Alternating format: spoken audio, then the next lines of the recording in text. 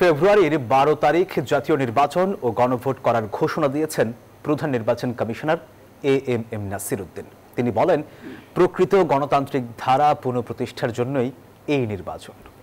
ভয়ভীতির ঊর্ধ্বে উঠে দেশের সকলকে ভোটাধিকার প্রয়োগ করার আহ্বান জানান তিনি। বলেন, রাজনৈতিক সংস্কৃতি প্রতিষ্ঠার মাধ্যমে প্রকৃত গণতান্ত্রিক ধারা পুনঃপ্রতিষ্ঠার জন্য এই নির্বাচন। নির্বাচন ঘিরে কেটে গেছে সব অনিশ্চয়তার মেঘ। ১২ ফেব্রুয়ারি হতে যাচ্ছে ত্রয়োদশ জাতীয় সংসদ নির্বাচন ও গণভোট। আগামী ২০২৬ সালের ফেব্রুয়ারি মাসের ১২ তারিখ রোজ বৃহস্পতিবার ৩০০ আসনে ত্রয়োদশ জাতীয় সংসদ সাধারণ নির্বাচন এবং একই সাথে জুলাই জাতীয় সনদ সংবিধান সংস্কার বাস্তবায়ন আদেশ ২০২৫-এর উপর গণভোট অনুষ্ঠিত হবে। বৃহস্পতিবার জাতির উদ্দেশ্যে টেলিভিশন ও বেতার ভাষণে নির্বাচনের তফসিল ঘোষণা দিলেন প্রধান নির্বাচন কমিশনার এএমএম নাসির উদ্দিন। একই দিনে জাতীয় সংসদ নির্বাচন ও গণভোটের প্রাসঙ্গিকতা তুলে ধরে সিসি জানান, ১ ঘণ্টা বাড়ছে ভোট গ্রহণের সময়।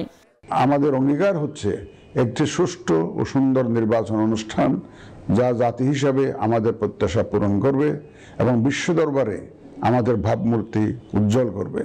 সিসি বলেন, নির্বাচনের মনোনয়নপত্র দাখিলের শেষ তারিখ ২৯ ডিসেম্বর, মনোনয়নপত্র বাছাইয়ের সময় ৩০ ডিসেম্বর থেকে ৪ জানুয়ারি পর্যন্ত, আপিল দায়েরের শেষ তারিখ ১১ জানুয়ারি, আপিল নিষ্পত্তির তারিখ ১২ জানুয়ারি থেকে ১৮ জানুয়ারি, আর প্রার্থিতা প্রত্যাহারের তারিখ ২০ জানুয়ারি।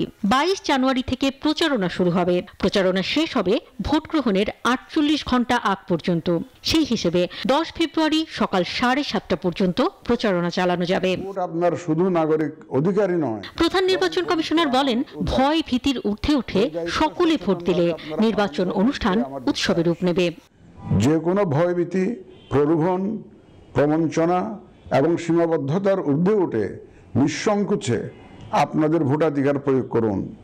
আপনাদের নিরাপদ ও উৎসবমুখর অংশগ্রহণ নিশ্চিতকল্পে সংশ্লিষ্ট সকল প্রতিষ্ঠান ও বাহিনী কাজ করবে। সিসি বলেন, একটি সুস্থ ধারার রাজনৈতিক সংস্কৃতি প্রতিষ্ঠার মাধ্যমে প্রকৃত গণতান্ত্রিক ধারা পুনঃপ্রতিষ্ঠার জন্য এই নির্বাচন। প্রকৃত গণতান্ত্রিক ধারা পুনঃপ্রতিষ্ঠার পাশাপাশি কাঙ্ক্ষিত সংস্কার প্রশ্নে সিদ্ধান্তের নির্বাচন এটি। তৃতীয়ত, দীর্ঘ গণতান্ত্রিক আন্দোলন সংগ্রামের পর দেশের স্বার্থে রাজনৈতিক দলসমূহের মাঝে সৌহার্দ্যপূর্ণ গণতান্ত্রিক প্রতিযোগিতার ধারা প্রবর্তনের দাবি রাখে এই নির্বাচন। এবারই প্রথম পোস্টাল ভোটের মাধ্যমে ভোটাধিকার প্রয়োগ করতে পারবেন প্রবাসী আইনি হেফাজতে থাকা বাংলাদেশি সরকারি কর্মকর্তা ও নির্বাচনের কাজে নিয়োজিতরা।